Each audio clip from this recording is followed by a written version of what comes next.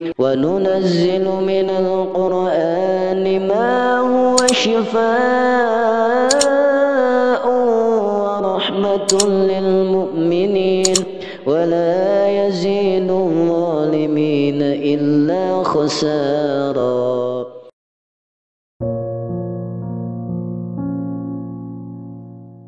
Assalamualaikum warahmatullahi wabarakatuh. Syukur alhamdulillah kita masih diberikan begitu banyak kenikmatan sehingga kita bisa bertemu kembali di channel ini. Marilah kita senantiasa bersolawat serta salam kepada junjungan kita semua, yaitu baginda Nabi Muhammad sallallahu alaihi wasallam. Allahumma sholli ala sayyidina Muhammad wa ala ali sayyidina Muhammad.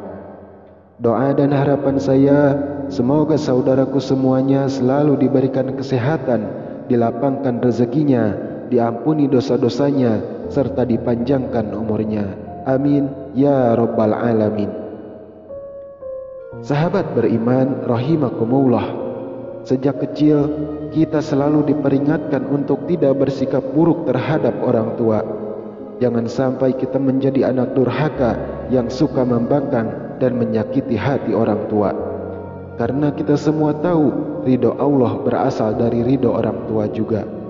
Akan tetapi di era sekarang ini bukan hanya anak yang durhaka yang kita jumpai, tapi ada juga orang tua yang kurang menyadari akan sikapnya terhadap anak.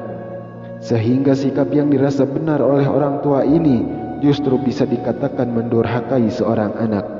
Dan berikut ini adalah dosa besar orang tua terhadap anak yang sering dilakukan tanpa kita sadari. Namun sebelum lanjut, jangan lupa tekan tombol like dan tulis doa Anda pada kolom komentar agar bisa kita aminkan bersama-sama. Dan bagi Anda yang telah berkomentar, saya doakan semoga segala hajat kita semua dikabulkan oleh Allah Subhanahu wa taala. Amin ya rabbal alamin.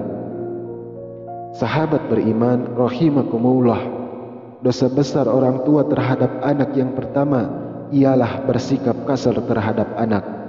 Sebagai orang tua kita sangat tidak dianjurkan untuk bertindak kasar terhadap anak, baik dari segi tindakan maupun ucapan. Apabila kita menemukan sikap anak yang tidak kita sukai, hendaknya nasihatilah dengan lembut dan tatap dengan penuh kasih sayang, bukan malah membentak ataupun memaki anak dengan kata-kata yang tidak baik. Rasulullah sallallahu alaihi wasallam pernah bersabda, sesungguhnya kalian akan dipanggil pada hari kiamat dengan nama-nama kalian dan nama ayah kalian, maka perbaikilah nama kalian. Hadis riwayat Abu Daud. Kemudian yang kedua, yaitu membanding-bandingkan anak.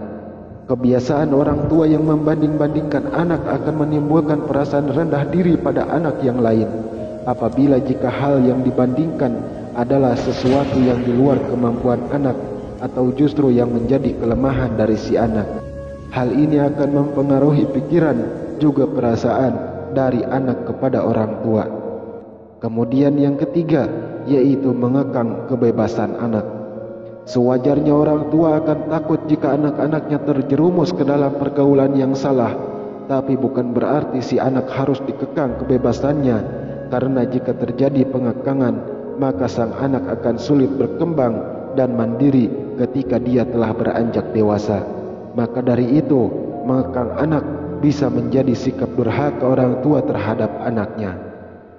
Kemudian yang keempat, yaitu mendoakan keburukan kepada anak. Berdoa bukan hanya di setiap selesai mengerjakan ibadah saja, bahkan setiap ucapan yang keluar dari mulut orang tua semuanya bisa dikatakan sebagai doa, dan doa orang tua sangat cepat diijabah. Terkadang kita sebagai orang tua tidak sadar apabila mendapat anak yang tidak mematuhi perintah kita langsung berkata buruk kepada anak.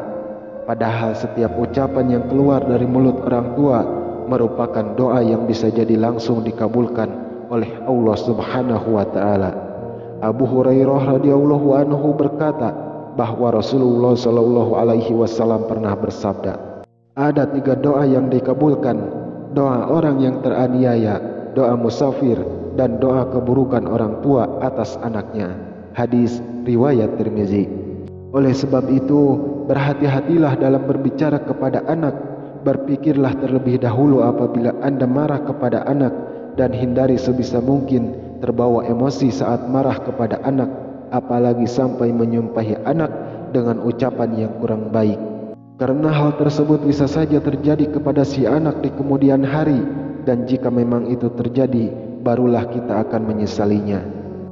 Kemudian yang terakhir, yaitu tidak memberi pendidikan kepada anak. Yang dimaksud pendidikan dalam hal ini bukanlah sekedar pendidikan sekolah saja, akan tetapi juga menyangkut berbagai macam aspek kehidupan. Misalnya adalah pendidikan agama, sosial budaya, dan lain sebagainya. Setiap orang tua wajib memberikan pembekalan keterampilan kepada anak, sehingga keterampilan tersebut bisa mengantar anak untuk menemukan jati diri.